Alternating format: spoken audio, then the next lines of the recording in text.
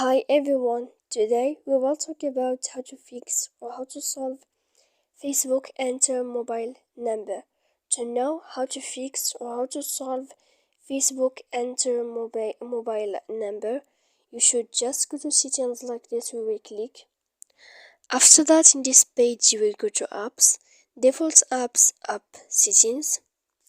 When you will see this list, you will go down to find the application of Facebook and you will enter. Then in this page you will go to click force stop. After that you will enter to storage, and then in this page you will click clear cache. Then here you will go to click clear data, and after all that you can update your application. So please don't forget to support us by like and subscribe. See you next time in another video.